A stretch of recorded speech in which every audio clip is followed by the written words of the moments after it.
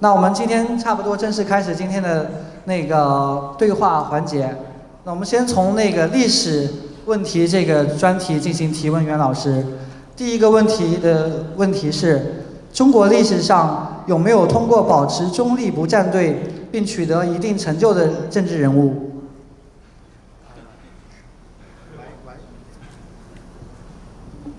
喂，我先得接你一句话啊，就是这个，你要是通过苍老师启蒙，这个太可怜了，是吧？太可怜了啊！而且呢，为什么你看袁老师比看苍老师的时候多呢？是吧？这个小撸怡情，大撸伤身，是吧？强撸就该灰飞烟灭了，是吧？所以这个很正常啊。刚才呢，这个田健先生问这个问题哈，就是说这个有没有在中国历史上有没有通过中立不站队，取得成就的？太多了这样的人物啊。那这个最有名的就应该是雍正皇帝，对吧？因为大家都知道这个康熙末年9王夺嫡，是吧？9个这个说是9啊，他这是形容多啊。这些孩子们在这个抢夺皇位啊，太子党、八爷党，对吧？都在这个表现得很积极啊。那雍正皇帝呢，当时他是不结党啊，不私不党，是吧？所以呢，在这样的情况下，他才能够被这个乾隆皇帝才能被这个康熙皇帝看中啊，让他来这个承继大统啊。所以就是很多朋友可能对雍正皇帝的印象来自于臭名昭著的《甄嬛传》，是吧？就是把它比成什么是对什么的侮辱的《甄嬛传》，是吧？就是说那个时候有人问过我说你怎么看清宫剧？我说不看，是吧？我说恶心啊，恶心啊！我说那东西不但。我说那东西就是中国民主之后也应该保留着这个广电总局，就专门进这些东西的，啊，这是对列祖列宗的侮辱和这个就是就我要是爱新觉罗的后人，我一定告这帮王八蛋去，是吧？就是你编哪朝都不要编清朝，因为清朝皇帝全是职业皇帝，每天早上起来4点到5点起床，晚上8点到9点必须睡觉，是吧？然后呢，你编哪个皇帝都不要编雍正啊，因为雍正皇帝在位13年，他留下的亲笔文字是1700万字，是吧？一年100多万字，他是一个畅销书作家，是吧？而这100多万字是人家用毛笔写的。是吧？一天3、4千字，他有功夫跟什么甄嬛、贾环胡扯淡吗？对吧？啊，你再看那个什么那个啊，可以把它比成《延禧攻略》啊，就这个恶心到没法用语言形容的东西啊！皇上整天泡妞啊，给妃子做荷包，那康乾盛世是怎么来的？是靠给妃子弄荷包来的，对吧？就是这些个古装剧的导演，他的认识水平在什么水平上呢？就是他觉得。皇上早点一定是吃2根油条，一根蘸白糖水，一根蘸红糖水，是吧？他认为这就是好日子，所以他就这个认识水平，他就把历史剧就拍成了这个王八蛋样，是吧？就是这个，你可以说它是职场剧，你可以说它是校园剧，你可以说它是菜市场剧，它就不是历史剧，啊，就不是历史剧。所以大家千万就是不要从这些当中来。这个印象啊，来这个印象，对吧？这个，我记得小的时候听那个山东吕剧啊是什么，有一段词儿特别好玩啊，说听说包青要出京，就是包公，听说包青要出京，忙坏了东宫和西宫，东宫娘娘烙大饼，西宫娘娘卷大葱。是吧？就是老百姓就认为烙饼卷大葱是最好吃的东西，是吧？所以这个包青要出宫要出京，那这个2宫娘娘怎么安慰他呢？就给他烙饼卷大葱，是吧？所以中国的古装剧就是这个水平啊，就是这个水平。因此，这个我们对雍正皇帝的印象就来自于这儿啊。好多人对雍正皇帝的印象就来，就知道甄嬛她老公是吧？实际上完全不是这么回事儿啊，完全不是这么回事儿。另外呢，就是刚才这个 Raymond 问这个问题，我还想再说一句啊，我们看待任何事情，其实理智的态度都应该是不预设立场啊，保持这个中立啊。就一件事儿，甭管是经济上的还是什么上的，但凡刺激到了你，让你觉得要激动的时候，你最好就冷静一下。啊，最好就冷静一下啊，尤其是大家在这儿还好说，在中国天天有激动的事儿，是吧？哎，在这儿可能还好说一点啊，就是一定说这个事儿要激动了啊，要激动了啊，我要表达我的看法的时候，一定要先冷静啊。谢谢大家，谢谢。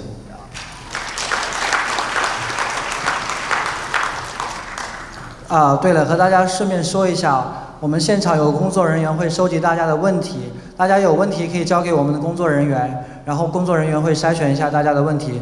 如果过于敏感的问题，我们就不方便。那个袁老师要回去，大家知道。啊，因为我还要回去啊。如果你实在是想问敏感的问题，先把这个我的绿卡给我解决了啊，还有房啊，还有房啊。对，所以说如果有那个可以给袁老师提供绿卡房子的，可以和我们联系。对，这个然后袁老师可以说了，对。然后那接下来问袁老师第二个问题，因为我们在硅谷嘛，硅谷是那个全球的创新科技中心，那这个是和科技创新相关的。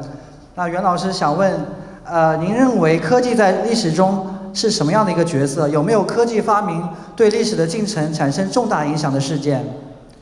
科技在人类历史中的这个作用，可以讲是决定性的作用啊，不是说这个不是一般的，不是二班的，是实验班的，是吧？哎，决定性的作用啊！你说有没有重大事件？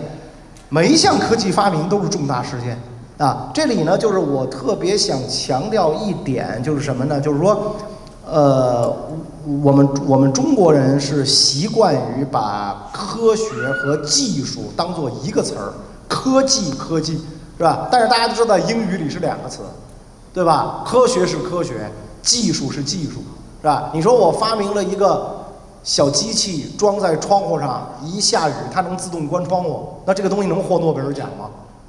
不可能，对吧？不可能，你只能获得我们爱科学奖，对吧？哎，实际上应该是我们爱技术奖，是吧？我们爱技术奖，是吧？那但是呢，就是现在其实看起来呢，就是中国人更重视的是技术，而不是科学。为什么呢？因为它能马上变成钱，是吧？科学的东西它不可能马上这个就是就是变现，对吧？你看诺贝尔奖得主那个他研究的那成果可能都是几十年前的啊，诺贝尔奖的得主岁数也都很大了，是吧？他不可能马上变现，是吧？所以这个其实是一个挺大的这个问题啊。这个中国的古圣先贤啊说过这样的话：学贵大成，不贵小用。大成者参于天地，小用者谋利济公啊。所以如果说我们对这个谋利济公的东西特别感兴趣的话，那么这个恐怕在推动人类进步的这个作用上就会非常小啊。其实不止一个人讲过这个问题，1500年以后，中国人对世界的贡献几乎是0，是吧？就是没有任何一项发明创造能够推动人类历史的进步。其实1500年以前也不多，为什么呢？因为我们都是技术上的东西，没有科学上的东西。技术是来自于实验，来自于实践；科学是来自于实验。那要再往深里说，这是为什么呢？啊，这是为什么？就是中国人没有这种，是因为我们没有不依附于皇权的独立知识分子存在啊。那么中国古代大家都知道，沿用的时间最长的选官制度是什么制度？科举。科举制度是把读书跟做官联系在一起的。你读书的目的是为了干嘛？考官，对吧？哎，你要考试，你要做官啊。所以呢，它跟现代教育最大的区别就是，现代教育是教你怎么做人，怎么做事儿，而科举制是要让你怎么做官啊。那你这样一来的结果，就你读书的目的学成文武艺，卖给帝王家，你不可能对专制皇权有任何挑战。所以中国没有独立的知识分子。西方国家包括日本跟我们截然不同，是吧？因为西方国家是贵族在管理国家，平民百姓没有机会，对吧？你比如说，就是有人总是认为说日本跟中国很相像，完全不一样。日本跟欧洲一模一样，对吧？跟欧洲一模一样，封邦建国，虚君的传统，是吧？天皇不掌握实权，虚君的传统，然后职业贵族管理国家，后来是武士。跟你平民阶层，你不是这个阶层的，你完全没有机会。那你平民的知识分子去干什么？你又去琢磨点儿对当官没有帮助的事儿吧，比如说哥白尼，比如说开普勒，比如说莱布尼茨，比如说牛顿，对吧？中国的知识分子肯定不琢磨这个，太阳跟月亮谁绕着谁转，我琢磨这干嘛？考吗？是吧？考吗？是吧？考举人吗？考秀才吗？考进士吗？考吗？都不考，不考我为什么要琢磨？是吧？我为什么要去琢磨？是吧？所以我这个所谓的出了名之后啊，就经常听到，没别的意思啊，有人跟我这么讲，哎呀，老师，当初你要是我的历史老师，我就怎么着了，一样，啊，谁是你历史老师？皇上二大爷是也没用。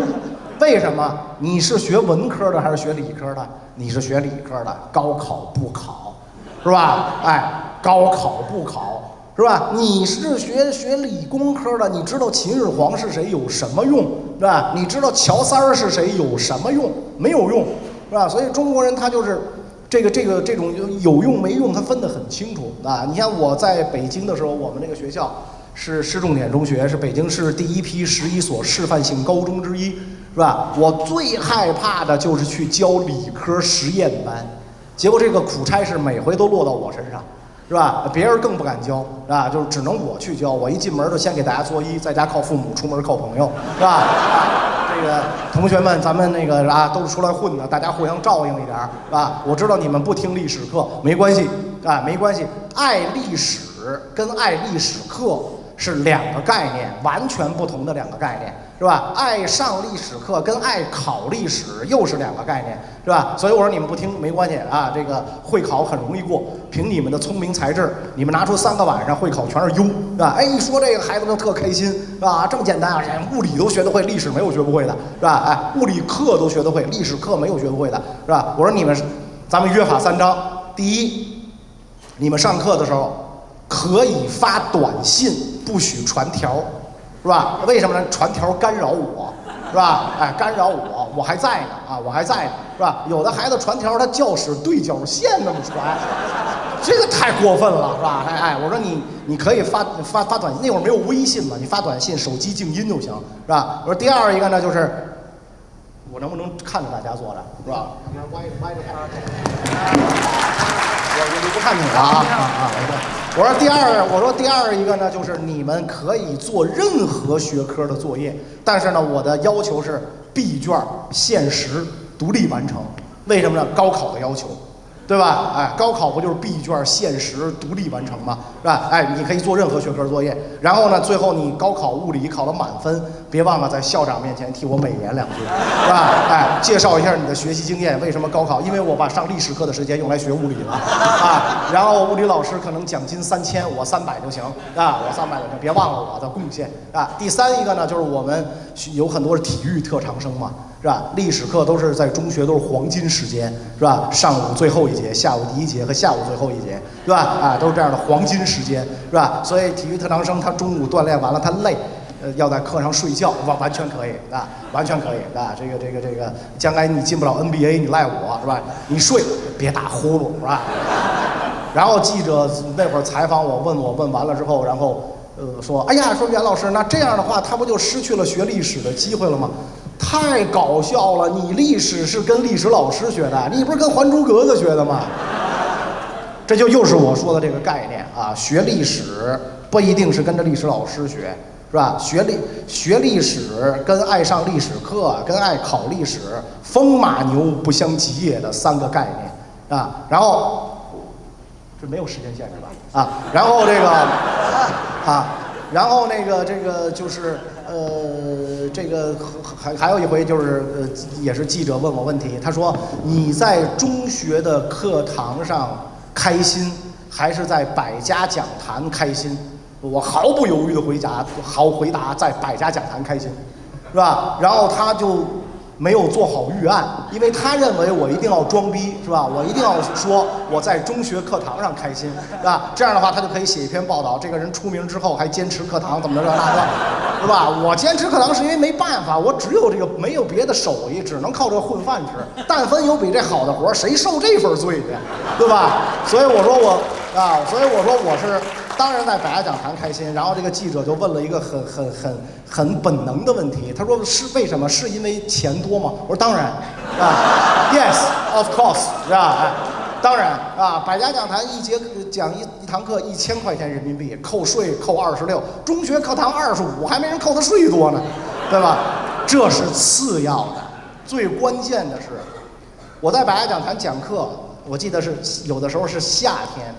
我穿着西服，打着领带，装成人样，屋里的空调调到16度，要不然我就热死了，是吧？哎，我西服领带，你想那大爷大妈们穿着短袖坐在底下，盖着那个帆布，就是盖机器的帆布，他们盖着听，多让人感动啊！中学课堂上我是对着空气讲的。是吧？哎，那些个这个未来的诺贝尔奖获得者们是不听的，是吧？我是体现带研究生的感觉，就前面几个人听，是吧？所以你想他能一样吗？啊，他能一样吗？所以不是说钱当然是很重要的一个问题，再有一个问题就是，哎，欲将心事付瑶琴，知音少，弦断有谁听，是吧？哎，所以那我就，是吧？谢谢大家啊，谢谢大家。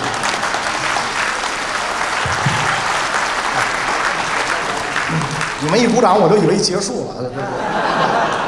别鼓掌啊！然后那个现场工作人员和酒店说一下，把温度调成16度。啊，别。然后准备一些帆布，准备一些帆布。然后对，那我们第3个问题，您认为那个中国人为什么有世外桃源的情节？其他国家有类似的情节吗？其他国家有没有这种避世的情节？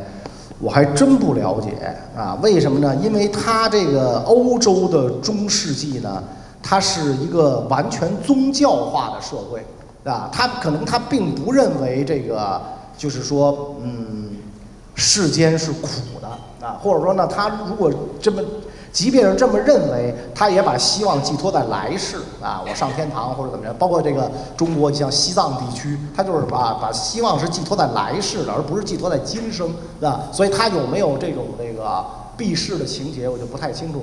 那么中国人为什么有这种情节？就是因为对现实的不满啊。中国人是没有宗教情怀的。啊，中国人没有宗教情怀，是吧？中国人对于这个宗教更多的是一种利用，从天子那儿就开始利用，啊，你比如说，咱举一个最简单的例子，大家都知道清朝是以藏传佛教格鲁派，也就是黄教为国教，对吧？特别重视这个黄教的地位。但是呢，李亲王昭廉在他的《孝廷杂录》里就说了这么一番话，说国家尊崇黄教。非崇其教，以启降服也。只以内外蒙古、川蜀滇边各土司信奉已久，边民残暴，故假慈悲以振灵异啊！就说得很明白，对吧？我们国家为什么推崇藏传佛教？不是因为皇上信这个，是吧？靠他给国家祈福，不是这个意思，就是因为内外蒙古啊、四川呐、云南呐、那地方的土司信这玩意儿，当地人又比较残暴，所以怎么办？能让他信佛的，他就老实了，是吧？哎，有人说机关枪的发明是游牧民族由能征善战变成了能歌善舞，对吧？其实不仅仅是机关枪，其实作用最大的是藏传佛教啊，藏传佛教哎的作用使他们由能征善战变成了能歌善舞，对吧？哎，所以他这个就是天子是这样的，就是朝廷圣人以神道设教，朝廷是这样的一个态度，对吧？对宗教是利用，老百姓就更是利用了，对吧？你看咱们那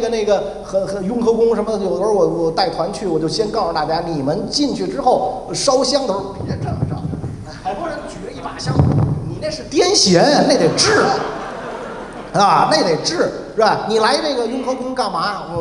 保佑我孩子高考升学，他要能保佑你，那你供他干嘛？对吧？然后说我保佑我明天抢银行成功，是吧？哎，那他就是你的共犯，是吧？佛只能教导你离苦得乐，脱离六道轮回，别的什么他都解决不了，是吧？你凡是有世俗的愿望来向他祈求都没用，啊，都没用，啊！你生不出孩子，你去做试管婴儿去，你拜佛有什么用啊？对吧？他佛还在管这个，累不累？对吧？所以他没有用。是吧？没有用。但是你来，之所以你抱着这种念头来，就是你对今世的渴望是超过来世的，是吧？你希望这个主管未来的这个佛能保佑你在今世能得到你想得到的一切，得不到你就产生一种避世的念头，世外桃源这种避世念头。所以这个是很正常的。实际上它是跟这个宗教情怀的这种缺失是有关的啊，是有关的啊。因此，其实我有的时候真是感觉吧。这个宗教其实是一个好东西啊，其实是一个好东西。当然了，这个正确的信仰跟偏执的信仰是有很大的区别的啊。反正我这个人就是这样，任何一个学说也好，一种宗教也好啊，他告诉我唯我独真，唯我独尊，都休想让我信。啊，都休想让我信啊！唯我独真啊！哎，唯我独尊，这都休想让我信，是吧？最唯我独真和唯我独尊的，就是开飞机撞大楼的那帮人，对吧？哎，那休想让我信这种东西。我觉得这就太是吧？只有我们这是对的，只有我们这是对的。你不信我们这个，你就怎么着，是吧？这个就没意思了啊！这个没意思了啊！谢谢大家啊！谢谢大家。然后问袁老师第4个关于历史相关的问题：您认为历史上王朝的更迭都有什么共同的内在原因？中国古代的王朝大部分都没有超过300年的，那您认为美国可以吗？谁？美国。是这样啊，这个一个政权的合法性，有可能有3个就有来自于3个方面啊的合法性。第一个合法性呢是继承的合法性，中国古代的王朝全部是继承的合法性，对吧？你比如说咱们说的这个1908年中国的第1部宪法啊，钦定宪法大纲，是吧？就是在这个光绪34年，这个钦定宪法大纲通过的时候，它的第1条，钦定宪法大纲的第1条写的是什么？大清帝国系朕由祖宗继承之，并传之子孙，以垂于无穷，是吧？哎，我的江山是哪里来的？我祖宗给我的，是吧？我的祖宗给我之后，我还要传给子孙，垂于无穷。是吧？所以这是我继承的合法性。我爱新觉罗氏的江山一代一代往下传，你不姓爱新觉罗，你叶尔根觉罗，是吧？你钮祜禄氏，你就不可能去夺得这个权利。所以继承的合法性相对来讲也是比较稳定的，300年、200-300年啊，也是比较稳定，是吧？你还甭说你还甭说中国古代的王朝，就我们隔壁那胖子，那不3代了吗？对吧？人家也是继承的合法性，白头山革命血统代代相传，是吧？哎，你不是白头山革命血统的，你想掌权，不要辜负，弄死，对吧？你这个道理很简单啊。所以继承的合法性混个几百年是没有问题的。还有这个世界上最令人恶心的国家之一的沙特阿拉伯，对吧？除了骄奢淫逸就是恐怖主义，这个国家对人类文明有什么贡献不太清楚，是吧？不太清楚啊，就是骄奢淫逸，各种骄奢淫逸和各种恐怖主义。是吧？就这样的，哎，这是人家继承的合法性啊！人到现在为止，这国王还是开国国王伊本沙特的儿子呢啊！这老东西巨能生啊，生了这么一窝，对吧？哎，所以，你别看阿拉伯人打仗战五渣，生孩子的速度绝对是世界最快的，是吧？哎，所以这是继承的合法性。第二一个合法性呢，就来自于选举的合法性。这个我就不用多说了，是吧？今天世界上大多数国家的领导人的产生都是选举的合法性，这种合法性绝对是垂于无穷的，啊。所以有人问我美国能不能超过300年啊？我无法预测。啊，我无法预测，我是学历史的，我对未来的事儿无法预测，是吧？而且我也跟大家讲了，我是一个以对现实世界的无知而感到骄傲的人，对吧？哎，我骄傲我没有笔记本电脑，我骄傲我不会翻墙，是吧？我是这样的一个人，我骄傲我还在看纸质书，对吧？哎，我这个，所以我无法预测，但是我觉得这种选举的合法性是没有社会动荡的。你听说过美国有军事政变吗？英国有军事政变吗？没有，都没有。是吧？民主国家是没有军事政变的，是吧？所以它的政权就会非常稳定。至于多少年，有可能多少年都是它，对吧？有可能多少年都是它啊。那第三一种合法性呢，在于服务的合法性，就是说你既不是人民选出来的，你也不是祖宗继承来的，但是你把爷伺候的不错，这也可以。这最典型的例子就是新加坡，对吧？哎，大家都知道新加坡不就是李家坡吗？对吧？但是李家为什么能一直这么干，是吧？他的这个所有的反对党都被人民行动党干掉了，但是他还能这么干，为什么？就是因为他把大家伺候的不错嘛，对吧？大家就日子过得很好，那是你就是你。如果你这3样都不占，那就岌岌可危了。谢谢大家啊！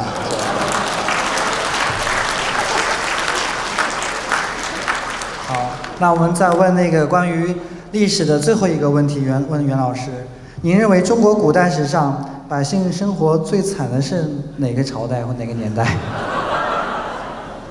最惨的是哪个朝代是吧？是这样啊，就是说这个我在写那个《两宋风云》的时候呢，我曾经写过这样的一段话啊：汉唐是可敬的，但是呢，汉武雄图载史篇，长城万里尽烽烟。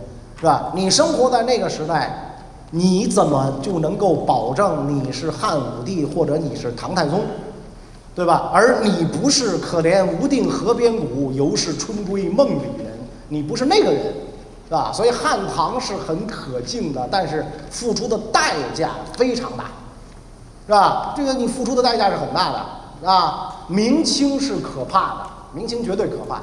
对吧？避席未闻文字狱，著书都为盗良谋，啊，尤其知识分子的是很惨的，是吧？明清是可怕的，啊，中国在元朝以前是没有绝对的君主专制的，是吧？这个宋朝、唐朝，你再往前倒，皇上更像是一个 CEO， 啊，宰相是首席执行官，是吧？所以皇上和这个朝臣是组成一个董事会的关系。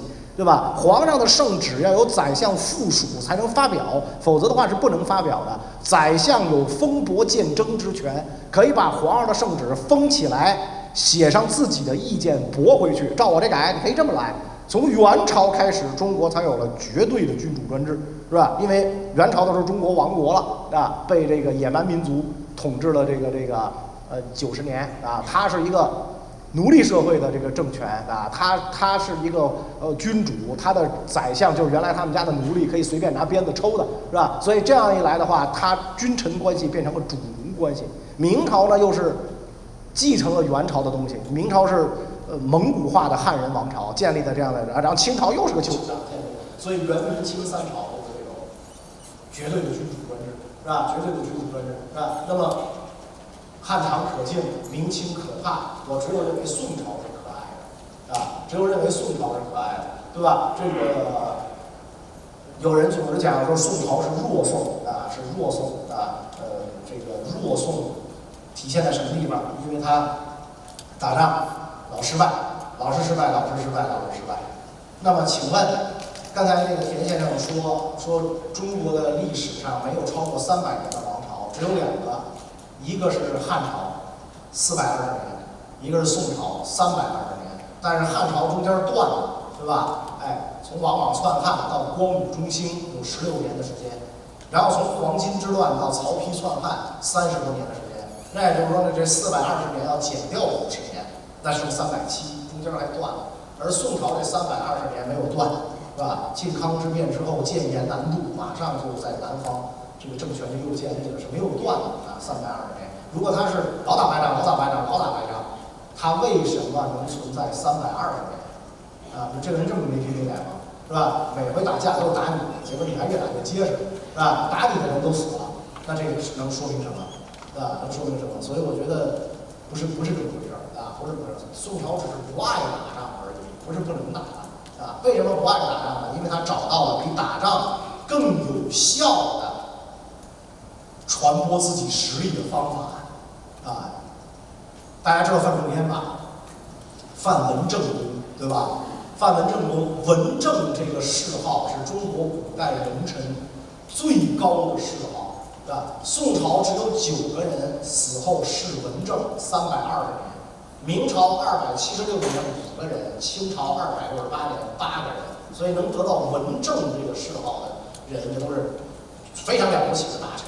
范文正公，皇上让他当陕西省委副书记兼延安市委书记，去抵抗这个西夏的入侵，他在边界待了3年。范文正公是非常会。就能打仗，结果跟西夏堪打了个平手啊！宋朝当时人口将近1个亿啊，军队有100多万啊，西夏的人口不过300万啊，但是居然跟宋朝打了个平手，所以后来皇上觉得范文正公太辛苦了，别在陕西那个穷地方了，给你弄到一个沿海经济发达的地方，就把他带到了绍兴，让他去绍兴做知府。范文正公做了1年的知府之后，给皇上上书。说我知道怎么对付西夏人了，怎么对付呢？兵马强劲，西戎之所长也；金帛丰富，中国之所无也，是吧？哎，他会打仗，老子有钱，所以给他点钱，他别打我，对吧？哎，你打仗不就是为了抢钱吗？没钱，别打了啊，别打了。那在今天民族主义高涨的情况下，那范文正公不就是一汉奸吗？对吧？啊，你先天下之忧而忧，后天下之乐而乐，就出这馊主意啊！就出钱给人家，让人别打我。但是你别忘了，出钱给他比战争的花费要怎么样？小 N 多倍。因为范文正公算过，每年给2鲁辽和西夏，是吧？哎，给这个2鲁的岁币，只相当于陈、治夏、绍兴府2个县1年的租税收。啊，只相当于这点钱。如果要是打起仗来的话，一场中等规模的战争大概需要3000万贯啊，而每年给辽西夏只有60万贯，给他呗，别打了啊。然后那我们也亏得慌，我们宁可站着死，我们不能跪着生，是吧？哎，华夏遍地坟也要杀光日本人，对吧？哎，我们怎么能白给他钱呢？你以为宋朝的君臣是傻瓜吗？是吧？我给了你钱之后，咱们在边境上要开放贸易，对不对？开放贸易，你能卖给我啥呀？我最想要的是战马，你不卖给我，你卖给我的东西我都不需要。羊绒我不需要，我这桑拿天我穿羊绒，是吧？酸奶有草莓味了吗？没有，是吧？牛肉干带孜然吗？也不带，是吧？啊，对不起，这些东西我们都不要。而我给你的东西，你必须要，比如说丝绸，比如说药材，是吧？更重要的是书籍，这个东西你没有，你得要。所以我出口的是高附加值产品，对不对？我出口的是芯片，这不能替代，是吧？你出口的是芭比娃娃、圣诞树、胸罩、裤衩的，你就出口这个，是吧？这太容易就被替代了。是吧？太容易被替代。你们现在上什么那沃尔玛、Target， 你看看，Made in Vietnam， 是吧？哎 ，Thailand 什么全都这个，是吧？我跟你说，乌干达的都有，我还见过呢，是吧？这太容易被替代了，是吧？所以我出口给你的东西，你必须买；你出口给我的东西，我不要。那我给你的这些碎币，我打着滚的就挣回来了，对吧？尤其是你要书，这个太 OK 了。我要把书给你。是吧？让你懂什么叫礼义廉耻，让你知道你活得不像个人，对吧？快马弯刀，我干不过你。子曰诗云，我是你祖宗。所以你翻开书一看，你就明白，哎呀，人应该过什么样的日子啊？长大后你就成了我。你长大后成了我，你还打我吗？对吧？所以辽道宗皇帝说：“无修文物，彬彬不异于中华，对吧？哎，不许再管我叫蛮夷了，我就是中国，不异于中华。你认同你是中华，那你的地盘也就是中华的地盘，这多好，是吧？这总比打仗强得多，是吧？所以在这个朝代的老百姓是最幸福的，啊，是最幸福的。其他的王朝都有惨的时候，啊，越打仗对老百姓越不好啊，越不好。它不像今天的战争啊，今天的战争跟古代是两个概念啊，尤其是汉民族进行的对外战争，没有收获，只有赔本，是吧？就是我说的，你打的游牧民族，你有什么收获？能缴获什么？是吧？你要他的土地有用吗？他的土地又不能种啊。原来风吹草低见牛羊，你一开荒一种，风不吹都能看见黄花，对吧？它就完全沙漠化了。那个地它不能种，15英寸等降雨线以北的土地是不能种的，所以过了长城就是牧业。你不信邪就完蛋啊，就完蛋，就整天沙尘暴，对吧？所以土地不能种，那儿连块石头都没有，又不能盖房。是吧？然后你又吃不惯牛肉干，喝不了酸奶，是吧？你打仗还得肉丝炒蒜苗，这成本太高了啊！成本太高，这种傻蛋事儿不能干啊！所以范文正的见解是对的，而且对老百姓非常友好啊！所以你要问我们中国古代哪些个朝代老百姓生活的不好，反正我觉得宋朝挺好，其他的我不敢说了。谢谢大家。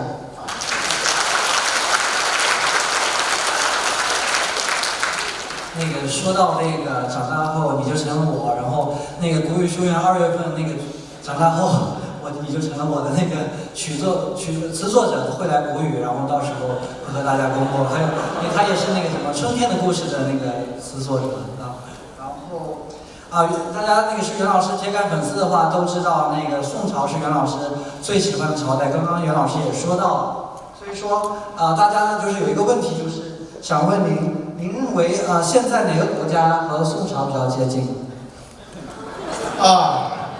现在很多国家都跟宋朝很接近啊。宋朝的特点呢就是什么呢？藏富于民，是吧？就是庙穷和尚富啊。这个宋朝是这样，是吧？所以呢，这个宋朝城墙破破烂烂，官府破破烂烂，是吧？这个就是这个官衙是这个最破烂的地方。为什么呢？因为这个官员3年1任，你修官衙的钱，上级不会出的，你要加重百姓的负担。然后你修了之后3年你走了，你给下一任留着，没人干这缺心眼的事儿，是吧？所以这官衙都是半塌不塌，城墙都半塌不塌啊。但是武大郎能娶那样的姑娘，靠着这个卖炊饼能有2层楼住。你想想这是一个什么多么令人向往的朝代啊！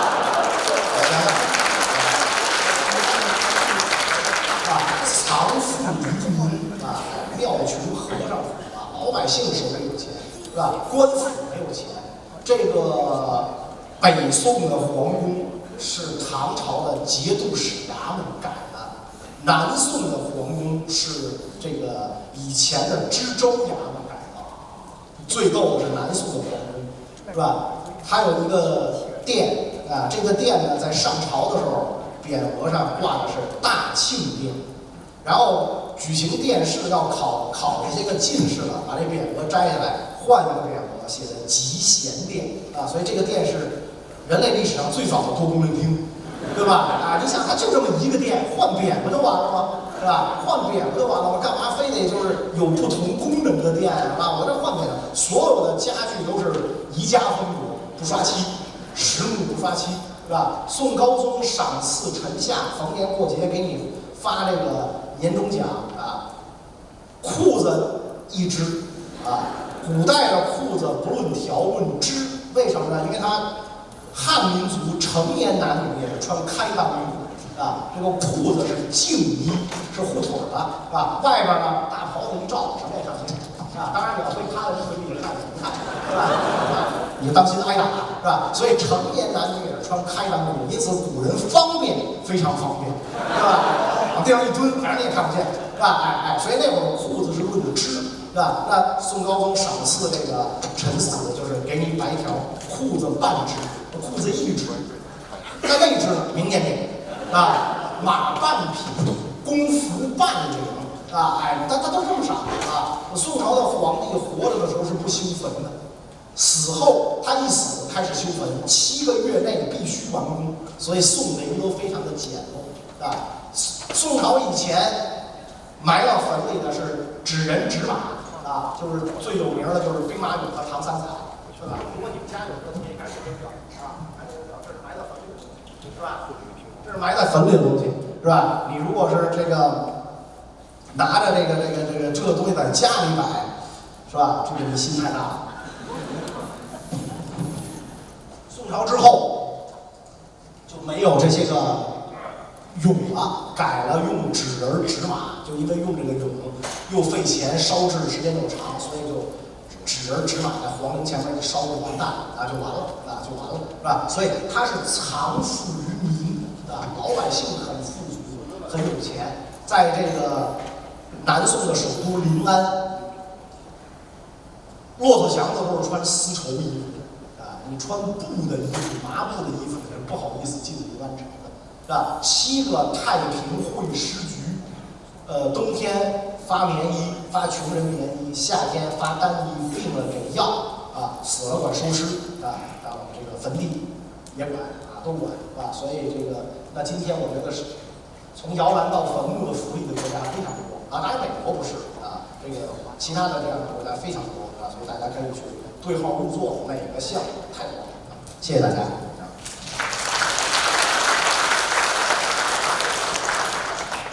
然后有一个关于您个人的问题，您最希望成为历史中的哪个人物呢？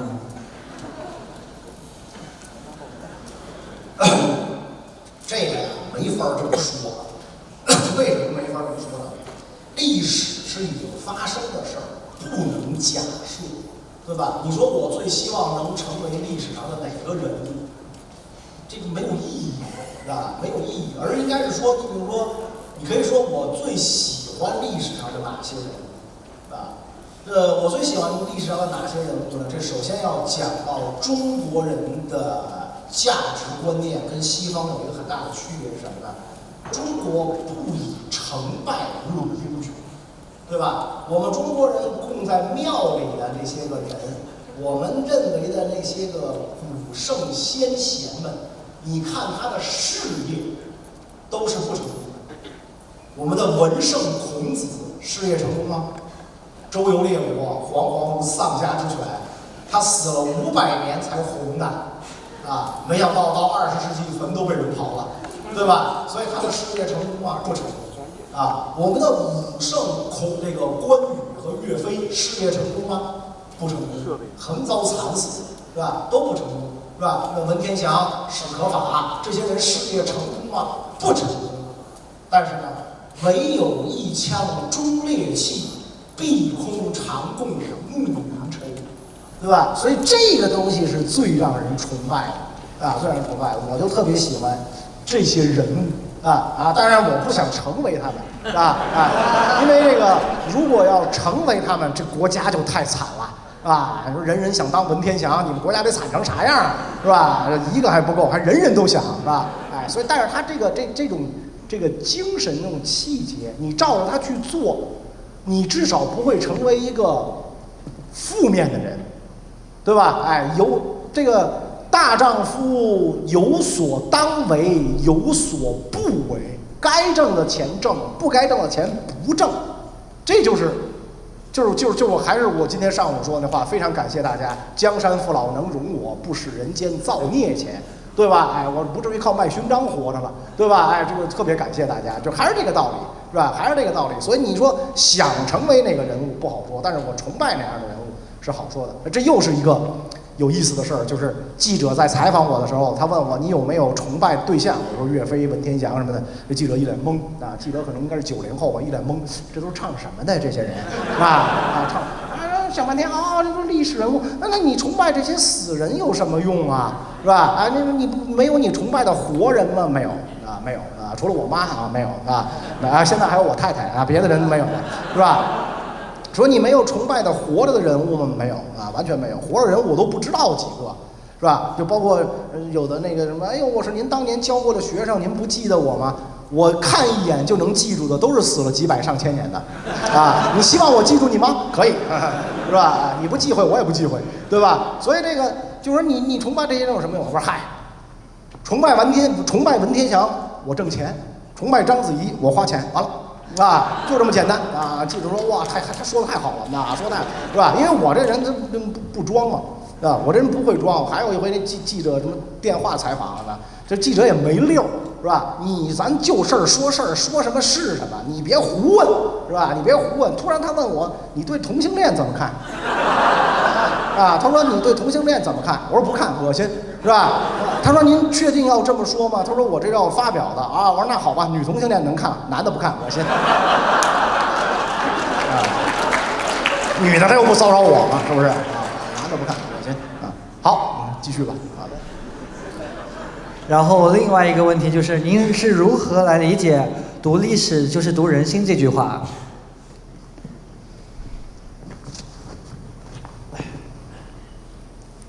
人呐，几千年没有变，人心几千年也没有变，是吧？所以呢，这个你看懂了历史，很多当下的事儿你就明白了啊，你就明白了啊。你比如说，举个最简单的例子啊，就是原来北京有一个郑以慈戏楼啊，这个康熙年间的老戏楼啊，一直在演出啊，最近不行了，因为海航是他的投资人啊，海航大家你懂的是吧？就不往下说了是吧？啊，投资人。然后那个郑以慈戏楼呢，他就挂着一副对联儿：演悲欢离合，当代起物前代事；观抑扬褒贬，座中常有剧中人。啊，这就是读历史，就是读人心，是吧？演悲欢离合，当代起物前代事；观抑扬褒贬，座中常有剧中人。啊，所以你才能被带进去，能被感动。啊，为什么？就是你觉得，哎呦，似曾相识啊！我身上发生过这样的事儿，或者我见过这样的事儿，是吧？就很明显啊，很明显，是吧？如果王立军读过《酷吏传》的话，他应该知道他的下场。对吧？哎，可惜他没读过，那可惜他没读过，或者他读了，他不相信这种事儿落在他自己的身上，是吧？哪个酷吏不是主子爷的擦屁股纸，用完就扔啊？啊，古今中外，概莫能外，是吧？概莫能外，那就是这么个这个道理嘛，是吧？所以读历史就是读人心，多读点能避免自己前人已经掉下去的坑，你就别再往下掉了啊！就这么个道理啊，就这么个道理啊！天上掉馅饼的事儿是没有的。是吧？所以就大家读一点历史，还是有好处的啊，还是有好处的。谢谢大家啊，谢谢大家。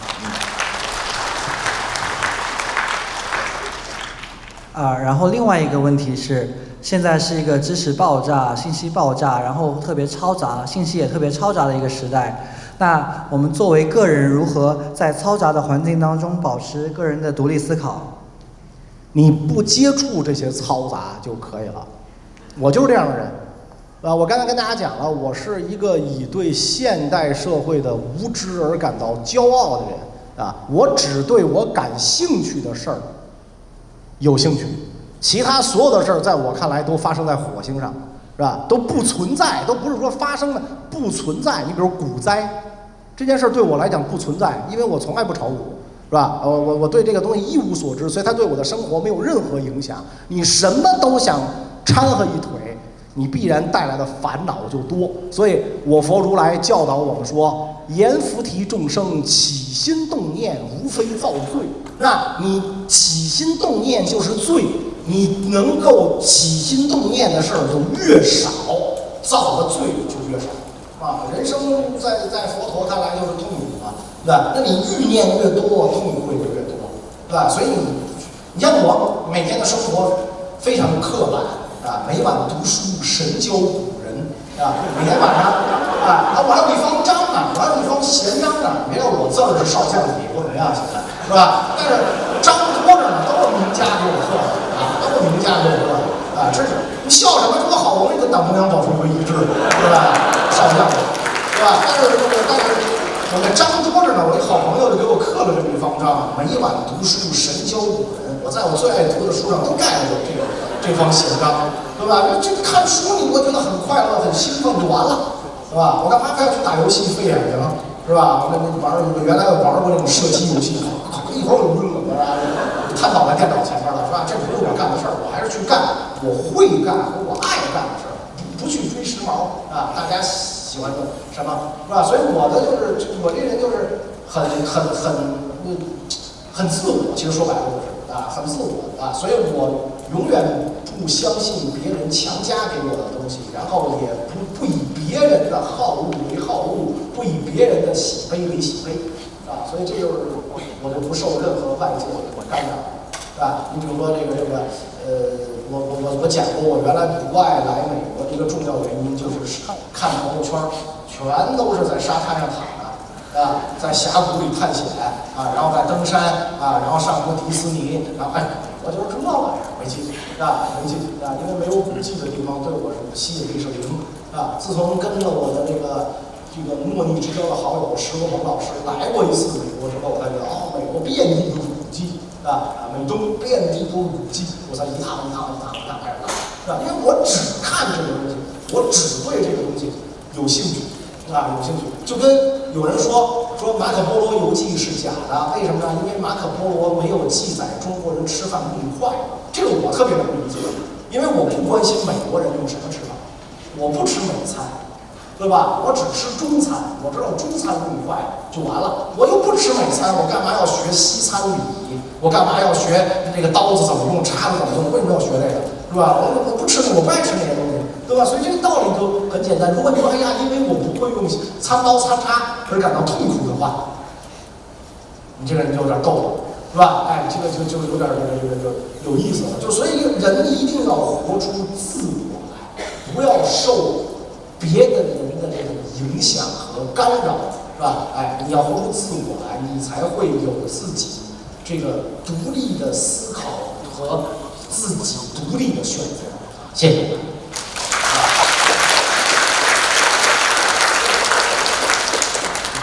然后接下来问袁老师一个老生常谈的问题，关于中国教育的。然后您认为中国教育体系当中现在最需要改变的是什么地方？然后历史教育学当中需要改变的地方是什么？这个问题把我吓尿了。中国教育体制最需要改变的问题在哪儿呢？就是前些天我有一个朋友。钱德忠先生他发了一条那个微信在朋友圈里，我就点开了看啊。他说那个反对应试教育的人，你是不是真的蠢啊？这个观点一直就是我的观点啊。什么人可以反对应试教育？有钱有权的人可以反对应试教育啊。我的孩子可以不接受，我的孩子可以不知道。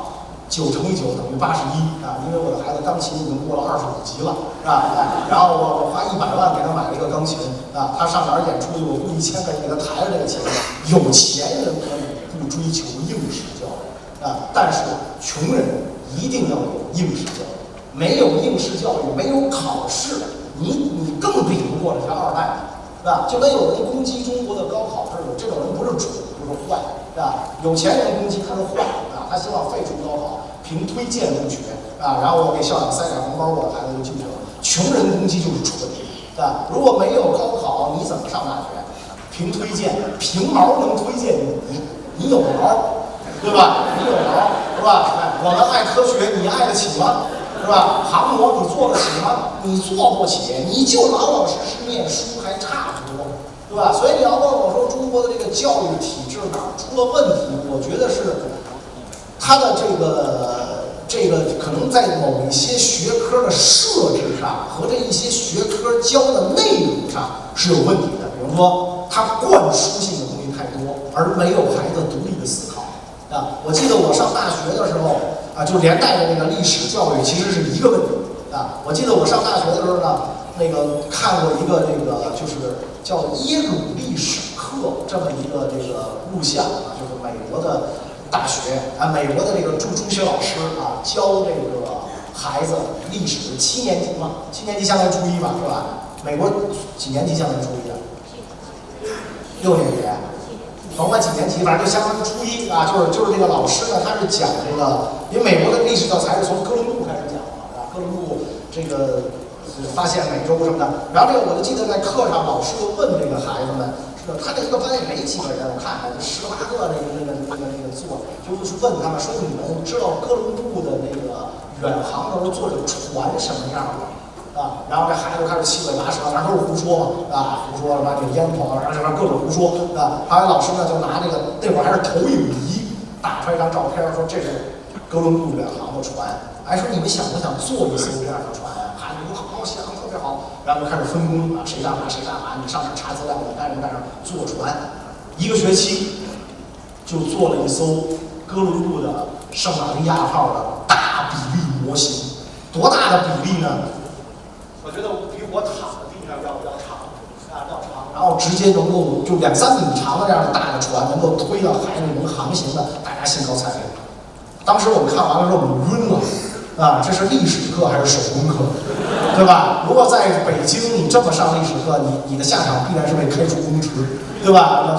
这个谁就来告你了，家长就得告你啊！你这是历史课是手工课，但是你想想，这个孩子几年级的小孩，11、12岁、12、13岁的孩子，他自己去图书馆查阅大量的资料，然后构建这个船的模型，从设计图纸到这个最后，他要把每一块船板什么都要弄。当然我不知道他有没有买成品的，那个都不知道。最后这一艘船完工，这培养孩子多少能力，比他记住公元1492年这个时间要有用的多。这个时间哪儿都查得到，对吧？哪儿都查得到，是吧？所以这个就是说，他中国的这个教育一个很大的问题，就是他在这个独立思考，在这个创造性这方面。差，不光文科差，理科都一样，啊，所以为你的数理化这么难，比美国的数理化难多了。但是你看到没有，自然科学方面的奖项，甚至每年在这个 Science 的 Nature 上发表的这个论文的数量有多少？啊，有多少？跟人比不了啊，对吧？你连几何题怎么证明，老师都教你一步，七步啊，一共7步。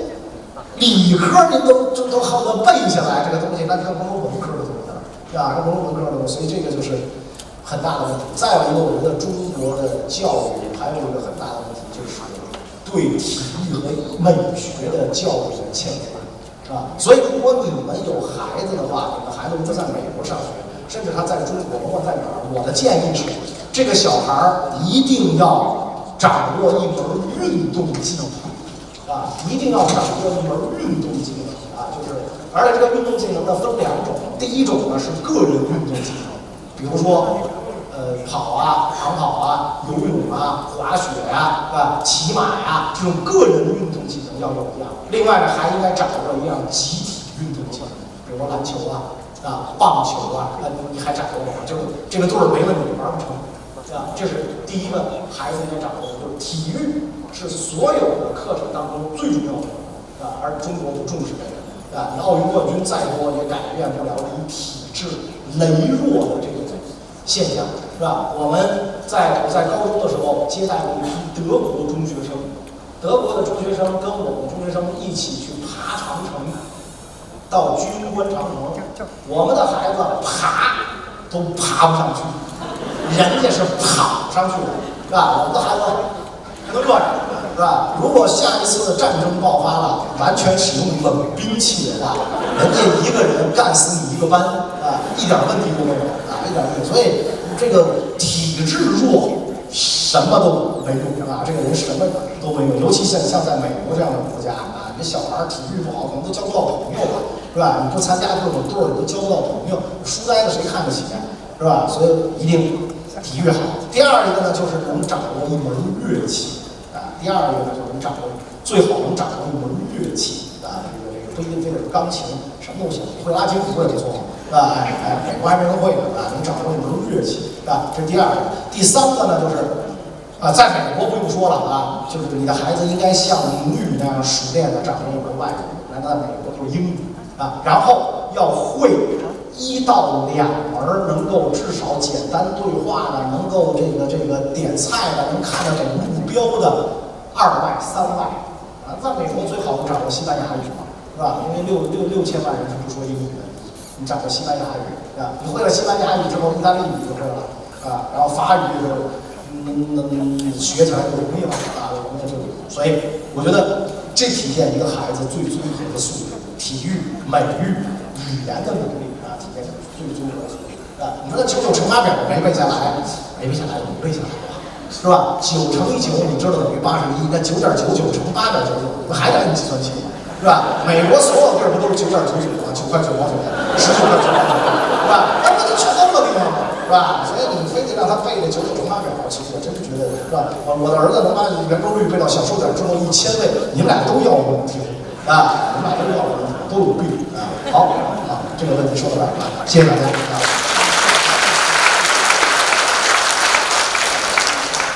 然后下一个问题是，您作为历史教学的传播者，您希望大家从历史当中学到什么？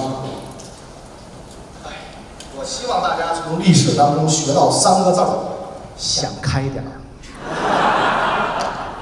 想开点儿，是吧？真的啊，我希望大家就是从历史当中就是学到这3个字儿。我不是自我标榜，我就想得特别开。对吧？哎，这个老天爷饿不死瞎家巧，此处不留爷，自有留爷处，处处不留爷，爷去头八路。然后呢，一个是一个是你想开一点啊，再有一个呢就是把自己放低一点啊，放低一点，别真觉得自己是个人物啊，甭管你是干嘛地的啊，你别真觉得自己是个人物啊。就是原来也是看朋友圈有一篇文章把我乐坏了，是吧？就是有好多不知道什么人啊转这种文章，说中国人到了海外就是2等公民啊，你混不进主流社会。然后我那哥们儿转这个朋友圈的时候写了一句话把我逗坏了，就说的好像你在中国能进主流社会。是吧？你在中国你几等公民啊？对吧？你看病是高干病房吗？你出门有警车开道吗？牛逼什么呀？对吧？你在哪儿不？老百姓在哪儿不一样啊？在哪儿不是过日子呀？对吧？所以你别老觉得自己是个人物，是吧？我就永远不觉得自己是个人物，是吧？这就挺好，是吧？这个昨天进海关的时候是昨天吧？是昨天啊，进海关的时候可逗了，先是一个白人警察。查我一个遛够啊！他问我你来干嘛？我说我来参观。他说你参观什么？我说我参观景点儿啊。我说我是历史老师，参观景点儿啊。然后他说你为什么这一年这么多次进入美国？我说我玩儿啊，不为什么 shopping 是吧？哎，购物是吧？也有钱你管着吗？对吧？购物啊。然后后来他又说，我就听不懂了啊，因为我的英语水平大概也就是相当于美国小学1、2年级的水平嘛，是吧？我都听不懂了。完了后来他就把我推给了一个华人警官啊，然后这个那华人警官也是先问了一个底儿调啊，你在美国干嘛？是一会儿有没有人接你？我说有人接我。他说这个人叫什么名字？我说叫田健啊。说田健是干什么的？哎，我说我还真不知道他是干什么的，是吧？我真不知道他干什么。然后说那个你们认识多久了？我说我们认识几个月，在哪儿认识的？什么？问了一个底儿调。然后他说你一共来过几次美国啊？我一遍一遍的说啊，跟你数都哪年来过。然后他一边看电脑一边冲我点头，说你记性不错呀，是吧？你全能记得住。我说是。然后后来说那个什么反正问了，越问我心越虚。我说怎么着？是不是要进小黑屋了？哎，旧金山有小黑屋啊，有小黑屋。我说坏了，我说这回要进小黑屋了，没招灾没惹祸的呀，是吧？每次按点进来按点走啊，是吧？没多。哎，最后问了一个遛够，他终于拿起那戳，啪给我盖完了，把护照递给我。他那个人是台湾裔嘛？他说我知道你是谁，我在 YouTube 上看过你节目。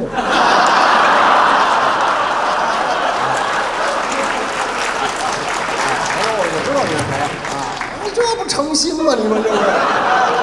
这不诚心吗？是吧？然后后来那个说，那说你怎么回答？我说谢谢长官，是吧？谢谢长官，是吧？这个所以就是你别拿自个儿当回事儿啊。说有的那个，我上次是从那个维加斯入境嘛，然后也是就是那个就是那个服务空港的那服务人员，他也是北京过来的，20多年了，认出我来了。然后说上次就来一个明星啊，大腕儿啊，就是说跑这儿赌来了，结果他带了15万美元现金来，是吧？太有钱了，带了15万美元现金来，然后他又没申报，不超过1万得申报嘛，他没申报，然后被人查出来，他牛逼哄哄跟那坐了，你没收，随便，我有的是钱，是吧？我有的是钱，啊，这就有点就太不知舔了，对吧？哎，你在中国可能有一帮脑残追着你，对吧？这地儿人知道你是谁呀？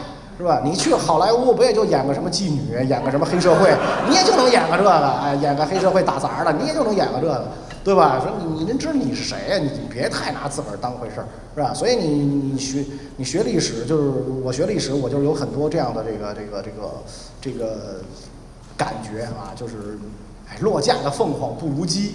对吧？此一时也，彼一时也，风水轮流转啊！否极泰来，这些词儿都应该在自己的心中多闪念，不以物喜，不以己悲，是吧？真的是这么回事儿啊！你不要说，哎呀，就是什么政策变了啊，什么你要解禁了，这无所谓，对吧？你无所谓，是吧？特别想得开啊，特别想得开，就跟那会儿香港回归的时候。97年香港回归，有人问陕北农民：“哎，大爷，香港回归了，你有什么感想啊？有个什么感想啊？回归嘛就是个种地，不回归嘛不还是个种地？”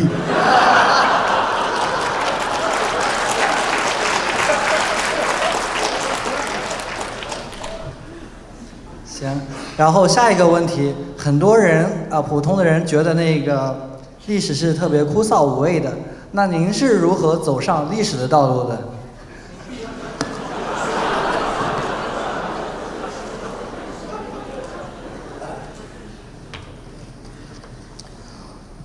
这个呀，其实就是一个误解啊，就是如果大家看中国的传统史书啊，中国的传统史书就24史也好，这个就是首先咱说24史，纪传表志是吧？这4部分构成纪，皇帝的本纪；传，人物的列传，都是非常生动的。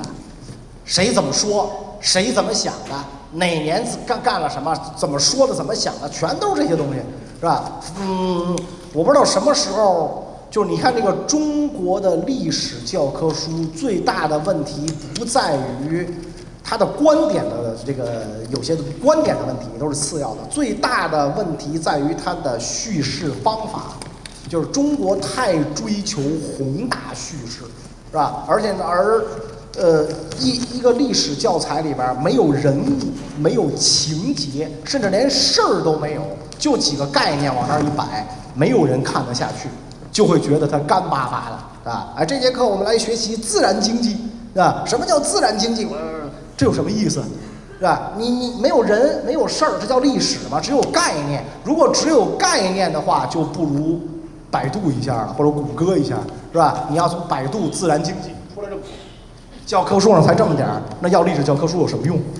对吧？没有用啊！所以没有人物的书我是不看的，啊！我为什么会讲？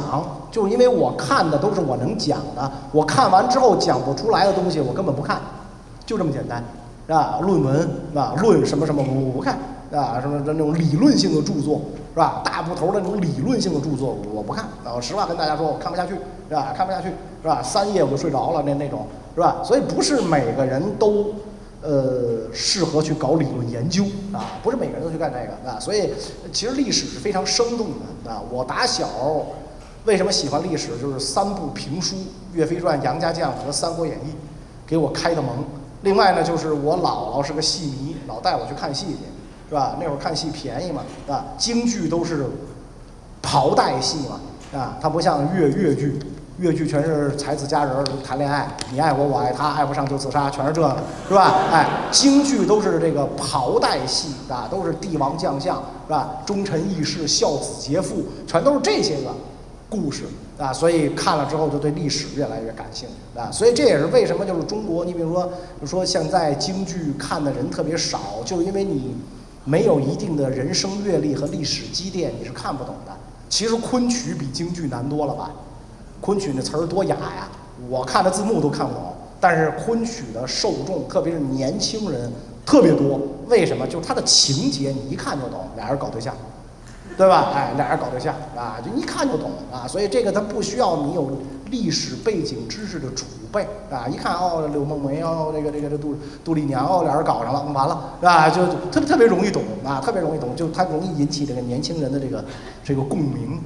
共鸣是吧？所以其实这个东西叙事是很简单的啊，所以我觉得就是美国的这些个历史的博物馆做的特别好，它就是我身边的历史做的特别好，对吧？你看它这国家博物馆里一栋房子，一栋房子，殖民地时期是什么样啊？然后摄政王时期是什么样啊？独立战争的时候什么样？然后这内战的时候什么样？到今天它发展成了什么样？一步一步的一层一层的给你这个剖析解剖开来，小孩一看就能明白，是吧？你老是摆这个大顶，这个没有一个人会为博物馆里的东西感动。不明白是吧？你们比如说去看博物馆，看到中国文物，你会哭吗？不是说在美国啊，在中国，你看博物馆的东西你会哭吗？不会。你要哭就一种可能，这东西原来是你们家的，对吧？哎，然后这个文革都给抄走了，这就没还给你。啊，这我爷爷说这是我们家的，这玩意儿在我们家楼就买了，对吧？这北京一套房几套房是吧？这是吧？只有一种可能，否则的话你不会感动。那你怎么能让这些个东西去感动人，尤其是感动年轻人？那最简单的办法就是从身边开始。啊，从身边开始啊，所以这个其实没那么难啊，其实学历史没那么难，是吧？谢谢大家啊，谢谢。对，然后现在开始就是问大家那个现场征集的一些问题。其实那个我们刚刚问的我们的问题列表刚开始是问的，因为我们之前网上有事先征集大家的问题，所以说那些很多是之前我们在网上征集问题的一些筛选。然后现场的问题有几个比较类似的、相似的，就讲到了唐朝和那个罗马帝国。然后有个问题想问那个袁老师，如何评价那个唐朝军队的战斗力，尤其是那个对外战争，然后白江口、横罗斯之战，如果唐帝国和罗马帝国 PK 的话，谁会胜？是这样啊，就是中国的古代。拥有常备军的朝代只有唐朝中后期、宋朝、元朝和清朝这几个朝代啊，不叫常备军，职业军人。拥有职业军人只有这几个朝代，剩下的王朝是没有职业军人的，有的都是职业农民、业余士兵。啊，国家给你分配土地啊，然后呢，这个你就要为国家服兵役、服徭役、交纳贡赋啊，所以你当兵是业余的。而我们的对手呢，主要来自于北方游牧民族。北方游牧民族是打猎的，我们是种地的，所以打猎的打种地的，相当于德国队踢中国队。啊，所以你说中国古代军队战斗力强还是不强，你就能够判断得出来，啊，你就能够判断得出来。另外一个，你看今天的中国人的运动项目，一定是得不跟对方发生身体冲撞的才可以，对吧？你比如说这个我们跳水啊，我们的这个游泳是吧？乒乓球可以有网子拦着羽毛球也不错啊，排球也能打一打。篮球、足球就别想了，为什么？是因为东亚民族，整个东亚民族，除了日本之外，没有一个民族擅长肉搏战啊，擅长肉体搏斗，包括蒙古人啊，包括蒙古人。蒙古人60%的骑兵是没有刀的啊，因为这个刀不会造，要跟中原王朝要交换啊，好几匹马换一把刀，这不值啊，所以我只是带着剑就可以了。啊，带着剑远距离的射伤敌人。中国古代的武举只考3样：举重、骑马、射箭，没有枪条小梁王，是吧？哎，什么枪术、刀术没有啊？举重、骑马、射箭。评价一个将领能不能打仗，4个字儿：弓马娴熟。啊，哎，能骑马，能射箭 ，OK 了，啊 ，OK 了。远距离杀伤，不要跟他肉搏啊，不跟他肉搏。所以我们没有这个传统啊，没有这个传统。鸦片战争的时候，只要英军打完了枪之后，挺着刺刀一冲锋，清军就一哄而散。甲午战争的时候同样啊，肉搏是我们最不擅长的啊，最不擅长的。所以就别呼吁禁枪了。是吧？在美国，肉搏你干得过人家300斤的吗？是吧？哎，有了枪，你才有了弱者反抗强者的这个权利啊！一个300斤的过来劫你，2枪把他撂躺下，是吧？这多爽，是吧？要不然你乖乖掏钱，对吧？所以它是这么一个这个道理，这样说中国古代军队的战斗力怎么样？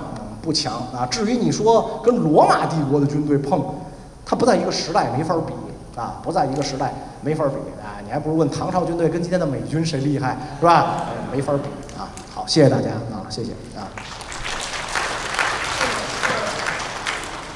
然后现场另外一个观众的问题是：您觉得中国古代哪个朝代和罗马共和国最类似？和哪儿最类似？罗马。和没有哪个朝代跟罗马类似，就是完全没有可比性，因为这个中国自秦始皇统一中国之后，是一个中央集权的大一统的国家，皇权一直干涉到县。在欧洲、在日本都没有这样的可能，它都是地方自治啊，所以它才有了今天的这个地方自治制度，是吧？哎，州有州的权利，联邦有联邦的权利，它才有这个自治制度，是吧？因为它自古以来就是这样的，是吧？所以为什么这个法国国王他所在的这个巴黎地区被称为巴黎岛，就是那么小的地方啊，政令不出巴黎。什么香槟伯爵啊、普罗旺斯伯爵啊、诺曼底公爵啊，是吧？保肯尼公国啊，都比你法国国王有权力的多啊！如果不是因为英法战争的时候大量的部族战死绝嗣，你都很难想象这个国王会把整个法国统一啊，没有这个可能。日本也一样啊，1868年他才废藩置县，1869年才废藩置县，才完成中央集权，是吧？罗马共和国时代更是这样。啊，更是这样，所以中国历史上是没有哪个朝代政治制度上跟欧洲、跟日本都是没法比的啊，没有相似点啊。然后另外一个问题又是和那个共和国相关的。然后袁老师曾经也说过了，那历史是不能假设的。然后这个是一个历史假设的问题。然后他说，那个春秋战国时代，中国是百家争鸣、百花齐放。其实，在那个中国很多那种很璀璨的文化是来自那个时候。那如果假设那个时候诸侯对立或者各个这种诸侯对立一直持续下去，你觉得有没有可能中国会出现议会，然后各个诸侯各派一个代表组阁，然后成立一个共和国？那完全有这种可能。啊，但是呢，也有人说，就说是因为这个中国文明发端的太早了，是吧？再有一个呢，就是它有一个特别需要解释的问题是什么呢？就是一种思想、一种制度的产生是跟这块土地的程度紧密相连的啊。中国文明起源于大陆，所以4大文明古国今天也就中国还好歹是世界第2大经济体了啊。至于这个瓤怎么样，咱先不说，皮儿上是第2大经济体了，剩下那仨都不值得一提了。古印度，今天的印度啥样？去过吗？太不幸了啊，去过是吧？没去过就别去了，是吧？就别去了，是吧？这个古印度、古巴比伦，古巴比伦不就是伊拉克吗？是吧？不就是伊拉克吗？啊，你要敢去，你是一个探险家，是吧？然后古埃及，啊，古埃及去过吗？啊，现代的埃及你去看看，啊，基本上跟印度也没什么太大的区别，是吧？所以你想去，你花钱去这些地方旅游，就是没罪找家扛，是吧？没罪找家扛，对吧？所以这个没有一个像样的，为什么？就因为你大陆文明，你的主要的生产方式是种地，对吧？那么请问，我问大家，如果你是一个农民，在古代没有农业频道的情况下，你种地，你的生产经验是哪里来的？谁教你的？你种地的生产经验是谁教给你的？谁？爸爸，对吧？爸爸教的，是吧？妈不管这个，妈纺织，对吧？你爸爸的生产经验是谁教的？爸爸的爸爸，对吧？哎，所以只有中国人有这种认识，就是不听老人言，吃亏在眼前，对吧？因此，中国人的骨子里就带着一个特点，就是服从，对不对？我一定要服从我的家长，我爸爸让这个天下无不是的父母啊，他说的什么都是对的，是吧？因为他就这么种地，我不按照他这个种就不行，啊，服从父母，服从族长，服从官长，服从天子，就一直就是这么一个观念。在中国人的眼里，天子也不仅仅是官长，而是我们的父亲、君父。对吧？他把自个儿也这么一通包装，啊，天子，天之子，啊，这个何谓天之子？代天行道者也，代天行合道，生生之道，啊，所以你要想发展下去，你就必须得有天子的这个护佑，啊。那么在这样的土地上，这样人的思想上，这样的一种东西之下，你认为它会不会产生议会民主政治？你可以去做判断。啊，会不会产生议会民主政治？再有，中国人的一个特点就是安土重迁，为什么呢？我不能轻易的搬家呀，是吧？我这地带不走啊，对吧？我要是搬到外地去了，我有没有地呀？我是种地的，我为什么要？他走不了，安土重迁，不能轻易的搬家。然后一方水土养一方人啊，我走不了，我只能在这儿的话，那么。中国的社会就是一个熟人社会，对吧？我永远在这儿待着，这就邻里的什么都认得，有事儿我找邻里，找关系，而不是一定要通过法律或者什么样的途径来办。所以，那你还是你想想这样的，比如说，如果是一种成熟的民主政治的话，你跟你的这个邻居，甚至你跟你的家人，因为政治观点不合，因为你对这个川普的看法不一样，你们俩撕逼，这种事儿你干得出来干不出来，啊？所以我觉得这是一个挺有意思的现象啊。而西方文明起源于海洋，克里特岛那么点儿的一个小岛上，它是不可能自给自足的，所以我一定需要交换。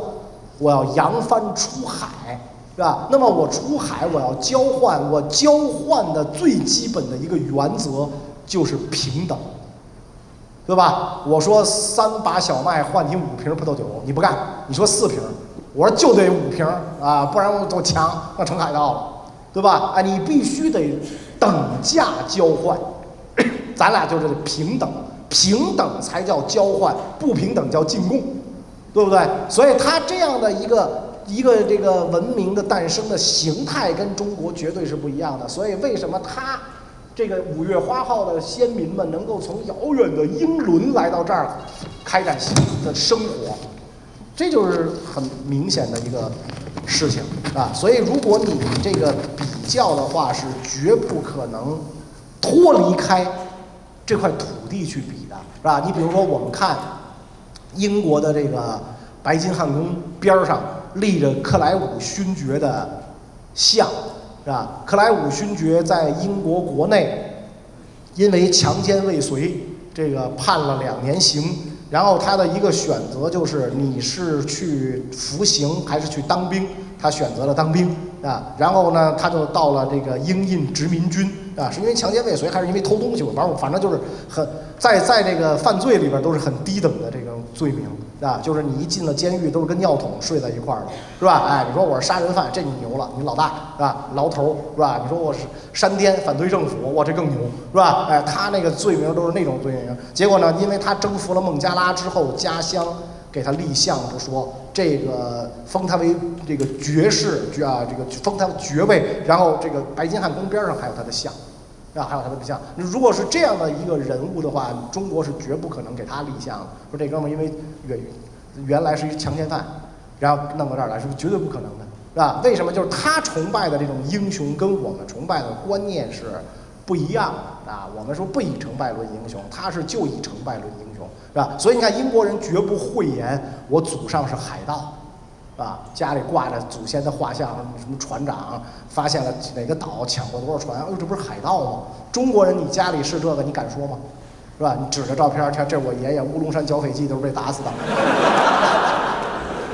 你肯定不这么说啊！你肯定不这么说啊！所以我觉得就是你要是就说考虑这个，就说这种制度不同制度的产生的原因的时候，应该从这里面去考虑问题。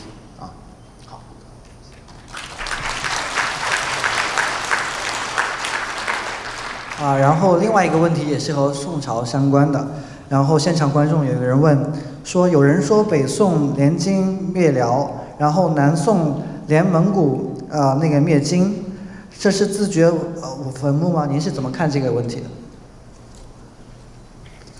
这是爱国主义情绪高涨的体现，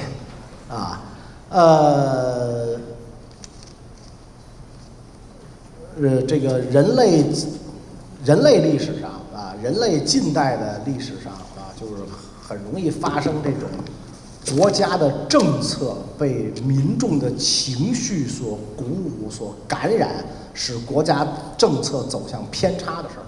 最典型的是2次世界大战的德国和第2次世界大战时期的日本，对吧？和第2次世界大战时期的日本，这是最典型的这个例子，那么宋朝呢，就是非常不幸的是，它的这个2场政策的错误，除了统治者的短视之外，就是被这个情绪的感染鼓动的太强烈了你比如说在北宋联金灭辽的时候，不是没有明白人甚至当时北宋最能打的部队就是西军北宋的这个陕西那边的兵是最能打的因为他常年跟西夏作战西军的这个主将崇世恒就跟皇上就讲过这样的话他说这个辽国呀虽然是蛮夷，但是呢它晋穆汉风200年，它已经进化了就跟刚才我跟大家讲，午修文物，彬彬不异于中华，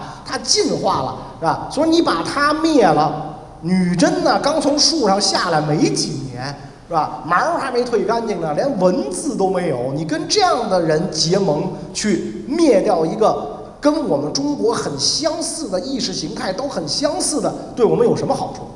所以其实清醒的人很多，但是最主要的情绪就是辽不共戴天，占了我们的幽云16州，每年还给他岁币，奇耻大辱，百年国耻，一朝得雪，是吧？一定我们是吧要报这个仇要报这仇。你忘了火烧圆明园了吗？一定要报这个仇，是吧？所以就是这种感觉。到联蒙古灭金，又是这个感觉又是这个感觉。其实中国古代的皇帝对于土地的渴望，尤其汉民族的皇帝对于土地的渴望没有那么强烈没有那么强烈。你看，凡是中国历史上大一统的和开疆拓土的王朝，要么是胡化的汉人，要么就索性是胡人，你比如唐朝是胡化的汉人，疆域广大，元、清，别的王朝。汉族王朝，它的疆域绝不过长城，为什么？就是我讲过，长城以北的地怎么样？不能种，所以没有用在皇上看来，废土一块，没有用所以你像这个明太祖就专门列下了15个不争之国，这15个国家不许打不争之国，为什么不能争？明太祖写的这个告诫后世子孙的就是得其地不足以耕稼，得其民不足以使令。你弄它没有用没有用的地我们不要老百姓又不懂汉语，还得派外语老师去，这不要这就是不要。所以我们不要去打这些地方不要去打这些地方，是吧？因此中国人他其实对于土地的渴望没有那么强烈没有那么强烈，是吧？所以这个被情绪一左右。这个事儿就不好办了有的时候统治者也做不了主所以这种时候这种情况不光中国有，在世界历史上这样的事儿更是比比皆是整个第1次世界大战爆发是吧？如果你们看那个斯皮尔伯格那个战马，他一开始不就讲这个吗？是吧？各国的老师教孩子都是弄死对方德国是我们的世仇，法国是我们的世仇，是吧？人家这个是吧？法国人当时呢看德国更生气，绝对是吧？宁可法国遍地坟，也要杀光德国人，那肯定是这样，是吧？那肯定是这样，是吧？但是呢，最后的结果是什么样？就是大家都完两败俱伤，是吧？所以这个，这又是那句话，读历史就是读人心，是吧？谢谢大家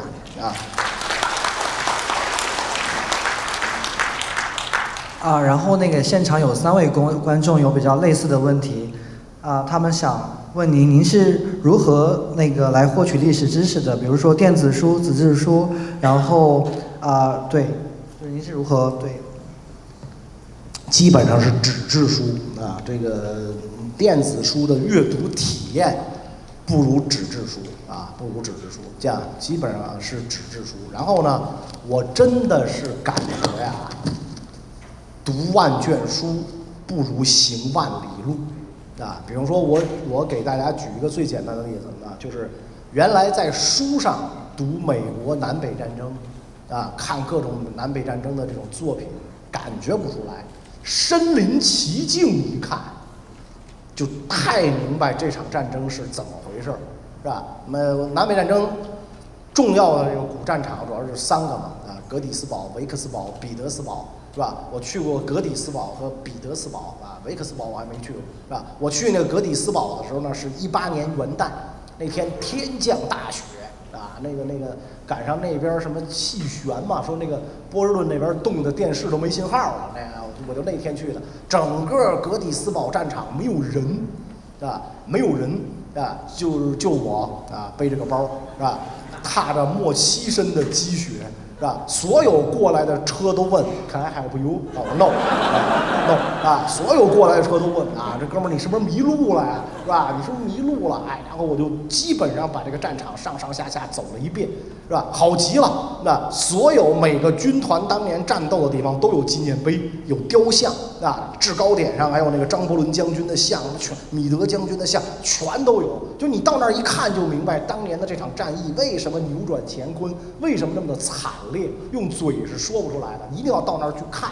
啊，一定要到那儿看，包括这个我去这个就是这个Yorktown约克镇啊，就是康华利将军向这个华盛顿将军投降的地方，就美国独立战争就结束了，是吧？你到了 Yorktown， 你能看明白为什么他一定要投降，是吧？他1万多军队，是吧？他为什么还剩7000多人？他为什么要放下武器就不打了？他不战斗到最后一刻？一看这地理形势什么的全能明白，啊！所以我觉得就古人读书叫左图右史啊，你要是地理一锅酱子，你肯定学不了历史，因为都是在各地儿发生的事儿，是吧？不是在你们家厨房发生的事儿，是吧？所以你光建立起这个地理的概念来还不够啊，就是你一定得身临其境啊。所以我就是这个，我觉得我获取知识主要就是这2方面，一个是读书，再一个就是行走啊，行走。而且我跟大家讲啊，我不知道你有这种感觉没有？越是发达国家，越适合穷游，旅游成本越低，对吧？你比如说日本、欧洲，包括美国就稍微差一点，因为美国实在是地广人稀啊。像日本、欧洲，公共交通极其发达，是吧？铁路、地铁四通八达。你不用租车，哪儿都可以去的，是吧？买张那个火车的月票，那欧洲好多国家都可以去的，是吧？博物馆好多是免费的，收费的也很便宜，教堂都是免费的啊，极个别的是收费的啊。然后街边的那个摊儿随便吃，是吧？自来水开就能喝，对吧？我在欧洲经常是早点从食堂偷俩面包。是吧？就是我吃完了之后拿俩面包，然后背着我的水壶走到哪儿，尤其维也纳的那个，你街头打的水都是弗兰茨皇帝、茜茜公主她老公从200公里之外引来的山泉水，人家一拧开水管就是矿泉水，而且维也纳人冲厕所都用矿泉水，是吧？他那水冲厕所他也用这水，就随便啊。然后夏天他那个路边就立着那种凉亭，是吧？又可以喝水，又可以喷雾，它那个水就可以喷雾。到冬天它就把它拆了，是吧？夏天4、5月份它就装上，是吧？你这种国家其实花不了多少钱，旅游成本很低的。到印度，不是5星级饭店的饭，你敢吃吗？是吧？你敢吃吗？到非洲，是你吃他，是他吃你呀，是吧？是吧？那到阿富汗那种地儿旅游，你起码得弄一个奔驰大 G 家庭机关枪的吧，是吧？得有个悍马吧，啊，得有几个拿着 AK-47的人跟着你吧，这成本可就高了去了，是吧？所以我觉得就是为什么我就是比中国落后的国家我绝对不去，就是我去不起，主要是我没钱，是吧？我雇不起拿 AK-47的人跟着我，是吧？没必要，是吧？得一场大病好，这多少钱多少年的旅游成本都出来了，就只去发达国家，越发达国家其实它真的是这个旅游的成本是越低，而且可看的东西也多呀，啊，非洲看长坡鹿哪儿没有长坡鹿啊，对吧？郑和以后中国就有了，对吧？你看它干嘛呀，是吧？然后又有声了，你看我一拿就有声，是吧？然后那个刚才袁老师也说到了那个读万卷书行万里路，所以说那个再说一遍，然后就是下个月的那个日本原油还有最后1、2个名额，感兴趣的可以和我们联系，和呼吁的那个志愿者。然后1月份的那个我们会把那个发到那个袁老师的北美粉丝微信群，然后那个包括之后比如说那个美国内战的那些战场。我们都以后有机会的话，也会就是组织就是让袁老师组织大家去那边去参访，然后原油对。然后这是一位家长的一个问题，他说对于在美国出生长大的华裔小朋友，想让他们更多的了解中国历史文化，由于他们的中文阅读能力有限，您觉得家长有哪些办法可以引导他们吗？我是这样的一个观点。就是说，你看这个满洲人入主中原，到了乾隆皇帝的时代，乾隆爷爷就强调国语骑射乃满洲之根本啊，一定要会说满洲话啊，要会射箭，这是满洲的根本。但是咱都不说别人，溥仪皇帝就不会说满洲话，对吧？他英语非常棒。是吧？那伪满洲国那14年，不知道他学没学会日语，是吧？也可能他没学会，但是他不怎么会说满语。那么今天没有什么人会说满语了，但是还有没有满族？有吗？没有，没有，那高考怎么加分？还有满族啊，是吧？还有满族，是吧？所以我觉得就是说。就跟我上午讲的那个例子似的，就是那个姓李的留学生幼童啊，到他孙子的时候，连长得都是完全的白人样，是吧？就是只会说英语，根本就不会讲汉语了。那么，他是不是这姓李的孙子？他的 DNA 是不是从这个姓李的幼童身上来的？是。那不就完了吗？你何必担心他不会说汉语？而且你担心得了第2代，你管得了第3代吗？对吧？你的孩子长大了一定是跟华人嫁娶吗？他不可能娶个白人吗？不可能娶个其他肤色的人吗？对吧？他不会跟别的民族通婚嫁娶吗？北美的华人有多少人？300万吧。那个在美国的华人大概有接近将近500万，大概500万，对400-500万，400万。哎，如果只是这400-500万的人之间互相通婚的话，那太可怕了，是吧？那我们就跟印第安人的下场是一样的了，是吧？印第安人为什么灭亡？是吧？2000多个部落1000多个部落，2000多种语言，基本上都是族内通婚。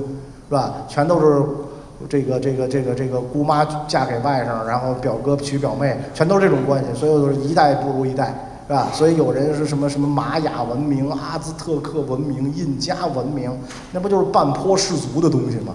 啊，那不就是半坡氏族的东西吗？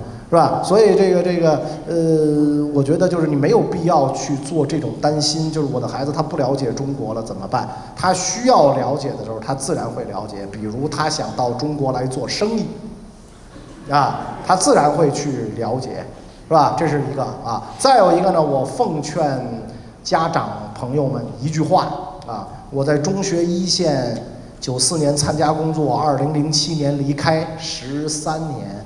然后又到教研单位待了4年，我等于在体制内待了17年。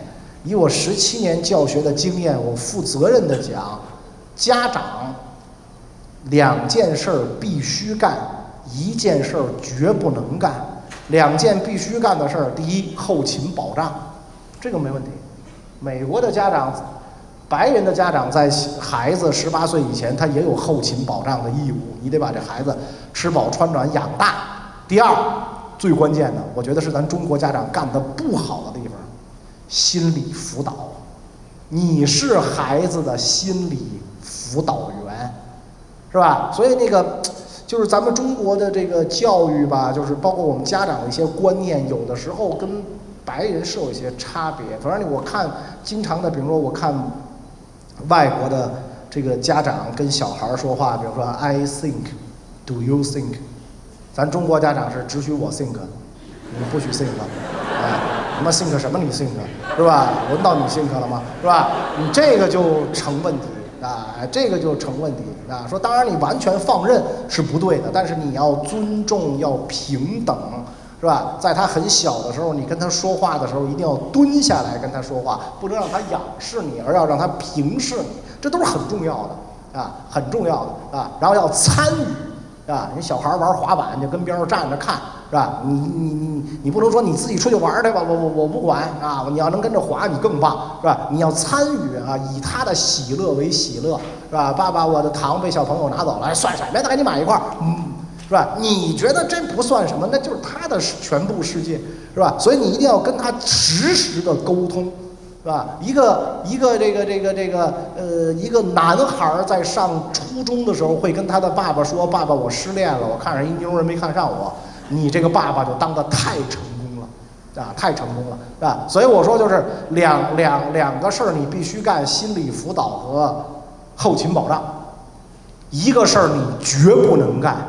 业务指导，啊，哪个家长干了业务指导的事儿，哪个家长跟孩子必然闹掰，而且你费力不讨好，因为教育是专业的事儿，由专业的人来干，是吧？有家长最这个不应该干的事儿就是，哎，你最近数学太差了，我给你找个家教补补吧，啊，哎，我上学的时候是这么学的，你看我把我的方法教给你，拉倒吧，是吧？你上学的时候还有皇上呢，你能教他吗？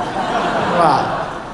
你能教他吗？是吧？如今都民国了，你不知道吗？对吧？所以你就绝不能干这个技术指导的这种活啊！家长干这个费力不讨好啊！谢谢大家啊！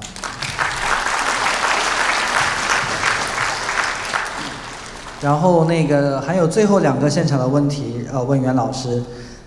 第一个问题，这个就和您前段时间在那个您的那个寻迹漫聊上面的官方频道的一个回答问题有点类似。然后当时有一个观众问您，就是留言问您什么时候3战，什么3战。然后这个问题就是也类似，他说会有下一次彻底影响世界格局的战争吗？不会，因为有人曾经问爱因斯坦。说你看第2次世界大战使用的是核武器，那么第3次世界大战使用什么武器？爱因斯坦怎么说的？爱因斯坦说是用石头，就是一下打回史前文明了，是吧？一下就打回史前文明了。所以今天有能力发动毁灭人类的战争的国家，都拥有毁灭人类的能力。所以就不会出现这种事儿啊！其实我们很感谢核武器，让人类享受了70年的和平，要不然的话可能就打起来了啊！因为都有核武器，你毁我，我也毁你，所以没有人这么干，这是第一点。第二一个呢，没有必要这么干了，啊，没有必要这么干了啊！这个通过其他各种手段都可以达到战争达不到的效果。比如苏联帝国的灭亡就不是战争直接的结果啊，但是比战争更有杀伤力，是吧？希特勒没有干成的事儿，里根和布什干成了，对吧？所以这个为什么有里根号航母和布什号航母啊，是吧？希特勒没有干成的事儿，而苏联对美国的威胁是有史以来美国遭受到的最大的威胁，是吧？因为这个除了拉登之外，没有人进攻过美国本土。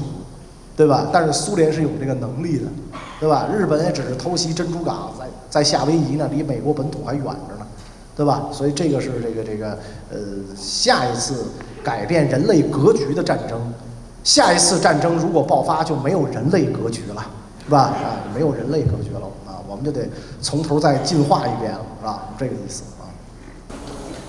好的。最后一个问题，有一个现场观众问您，今天的美国和200多年前的美国，刚成立时候的美国有什么区别吗？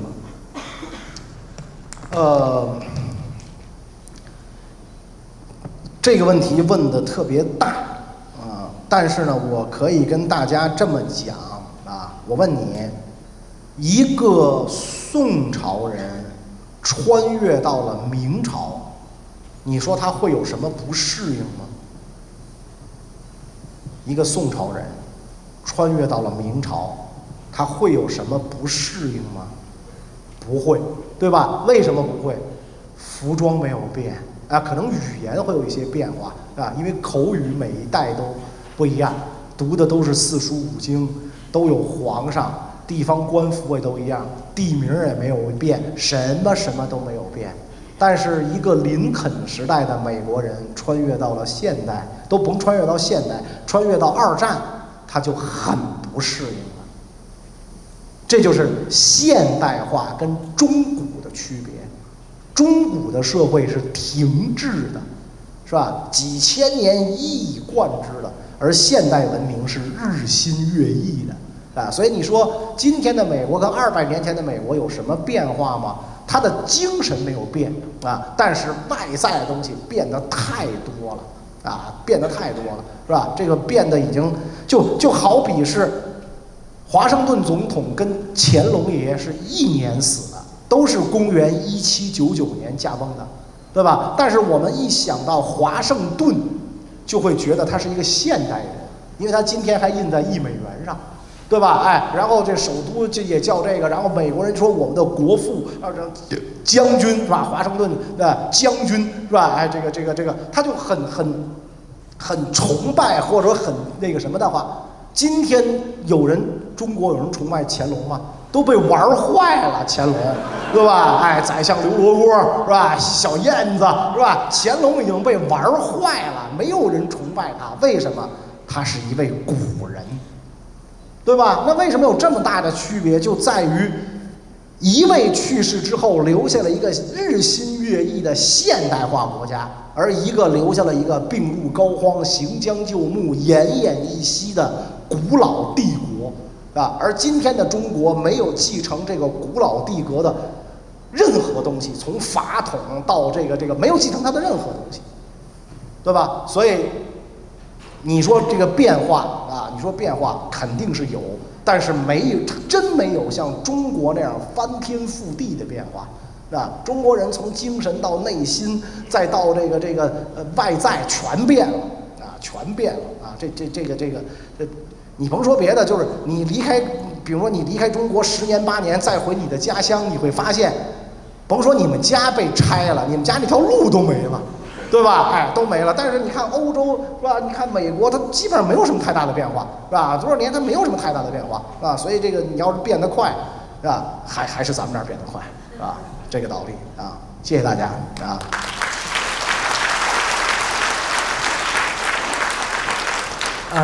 然后明天中午袁老师在 Google 总部 GWC 有一个座谈会，然后 Google 的员工的话可以去现场，然后大家可以查一下 Google 内部的员工的邮件群组，大家当时有发给大家，然后然后另外一个我们确实很荣幸，这是袁老师其实来美国很多次，但是袁老师这是第一次来加州，第一次来美西，对，第一次来美西，对。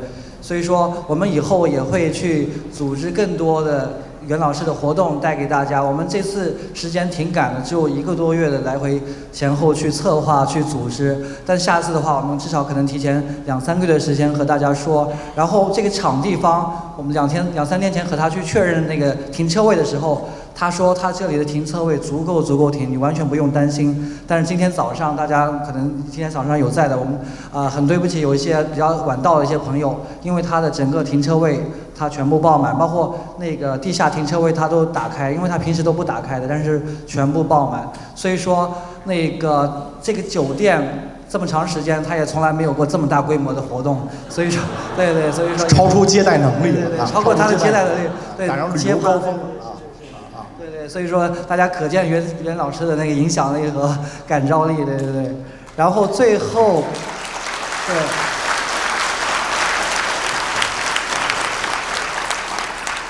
最后用一个现场观众的对袁老师的一个祝福结束本次的那个对谈。然后他写的是愿袁先生、袁老师一生平安、顺遂、富足、喜乐。我们爱您，敬怡，需要您。谢谢大家。谢谢大家啊。上午唱了一段，下午不唱就不公平了，是吧？哎，这个，所以呢，这个下午我看有新来的朋友，是吧？再给大家露一手啊，再给大家露一手啊。这个是，刚才不是正好提到那个乾隆什么宰相刘罗锅嘛，是吧？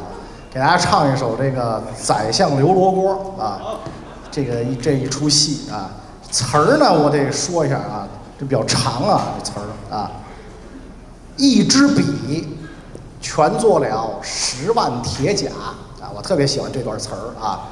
学一个谪仙太白醉涂鸦，我也曾残经带漏孤灯下，我也曾秋帷上妙笔生花，又谁知考场中真真假假文章大，把俺这蛟龙混鱼虾，也是俺生豪侠爱戏耍，贡院的媒额我就改了它。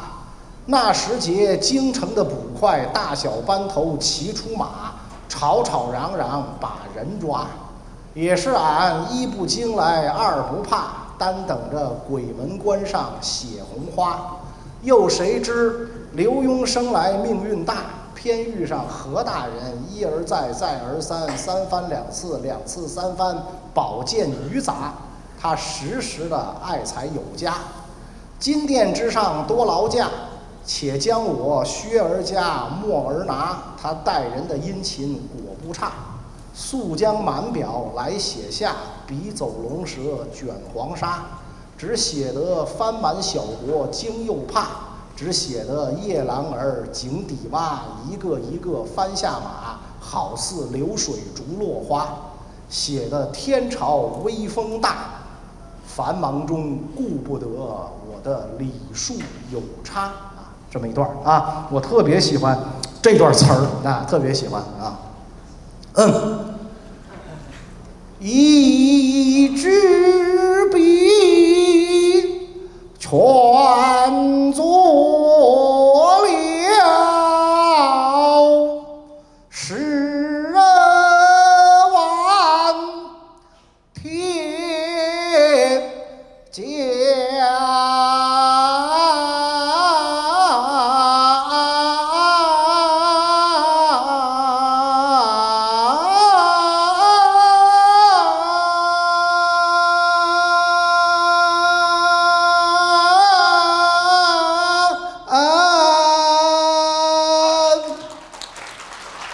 学一个谪仙太白醉涂鸦，我也曾残经带漏孤灯下，我也曾秋帷上妙笔生花，有谁知考场中真真假假文章大，把俺这蛟龙混了鱼虾，也是俺生豪侠爱戏耍，公园的美我就改了它。那时节京城的捕快大小班头齐出马，吵吵嚷嚷把人抓，也是俺一不惊来二不怕，但等着鬼门关上写红花，有谁知刘墉生来命运大，偏遇着何大人，他一而再再而三，三番两次，两次三番，宝剑御砸，他世世的爱才有家。金殿之上，多劳我家，且与我学儿家。莫儿那他待人的殷勤过不差，速将班表来写下，必走龙蛇卷黄沙，只写得繁满效果今有怕，只写得夜郎儿进的蛙，一个一个翻下马，好似流水之落花谢的天朝，我就威风大，繁忙中顾不得我的历史悠长。再次感谢各位，谢谢。